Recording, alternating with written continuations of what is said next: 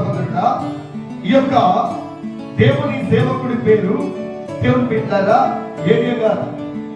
ఈయన భయంకరమైనటువంటి దేవుని బిడ్డలారా క్యాన్సర్ వ్యాధి చేత చనిపోయే స్థితిలో ఉన్నాడు. దేవుని బిడ్డలారా వీళ్ళ అత్తయ్య గారు నా దగ్గరికి వచ్చి, అయ్యా మాల్లుడు గారు చనిపోయే స్టేజ్ లో ఉన్నాడు, ఏలియా గారు చనిపోయే స్టేజ్ లో ఉన్నాడయ్యా, మీరు వచ్చి ప్రార్థన చేయమని చెప్పారు.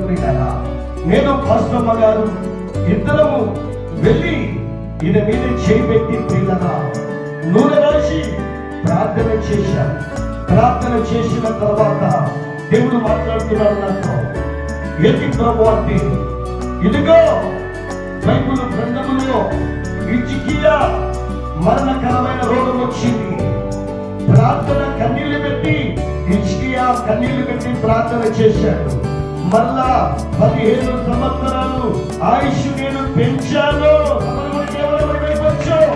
అని ప్రియులారా దేవుడు చేసినట్టే నాకు ప్రేరేపించాడు. వెంటనే ఆయన మీద చేపెట్టి నేను పాస్టమ్మ గారు 1 గంట కన్నీళ్లు పెట్టి ప్రార్థన చేశాను.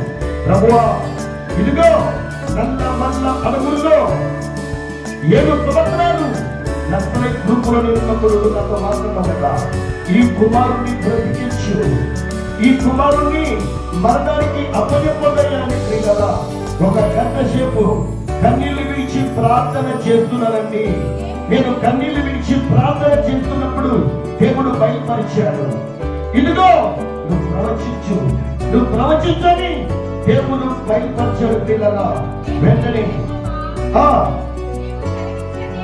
నీకు సెలవిచ్చినదేమనగా నీవు కన్నీళ్లు విడిచిన చూచింది, నీ ప్రార్థన అంగీకరించింది, ఇంకా 15 సంవత్సరాలు ఆయుష్ నీకు ఇచ్చానో దేవునికి స్తోత్రం.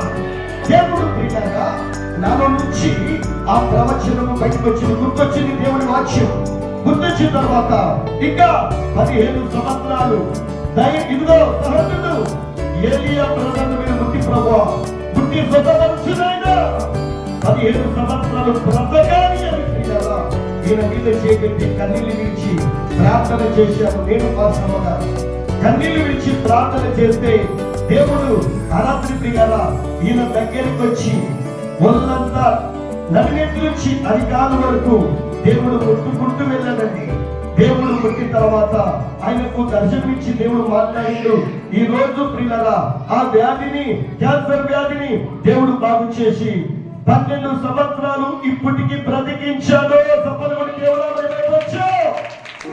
ఇంకా 3 సంవత్సరాలు అలాగే దేవుడు ఎన్ని సంవత్సరాలు నడిపిస్తాడో ప్రియులారా. కాబట్టి బ్రదర్ ఏలియా గారి గురించి ప్రార్థన చేయండి. ఇప్పుడు క్యాన్సర్ వ్యాధి 4వ స్టేజ్ నుంచి దేవుడు బ్రతికించాడు. మొన్ననే హాస్పిటల్కి వెళ్ళి చెక్ చేసుకుంటే ఇన్ని సంవత్సరాలు 12 ఏళ్ళు ఎలాగా బ్రతికావంటే నేను దేవుని సేవ చేస్తున్నాను, దేవుని పరిచర్య చేస్తున్నాను పిల్లరా. అందుకే దేవుడు ఈ కుమారుని 12 ఏళ్ళు బ్రతికించాడు. ఇంకా 3 సంవత్సరాలు బ్రతికిస్తాడు. గొప్ప దేవుని సేవకుడిగా దేవుని సేవ చేయాలి. గట్టిగా సఫలపడి దేవుడు ఈ కుటుంబాన్ని దీవించును గాక. కుమారుని ఇంకా 3 సంవత్సరాలు బ్రతికించును గాక. అద్భుతాలు ఈ కుమారుని జీవితంలో జరిపించబడును గాక.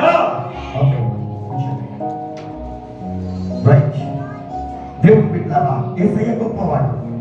పనికిరాని నన్ను యేసయ్య పనికొచ్చే పాత్రగా చేశాడు.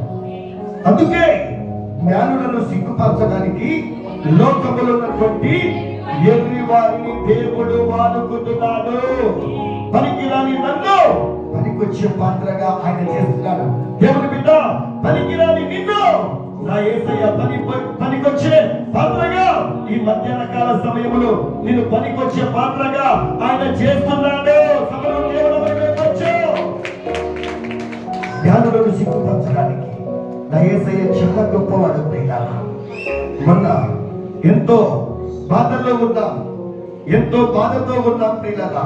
ఆ బాధలో ఉన్నప్పుడు ఏం జరిగిందంటే దేవుని బిడ్డలారా చాలా ఇంటి సమస్యల చేత బాధపడుతున్నాం.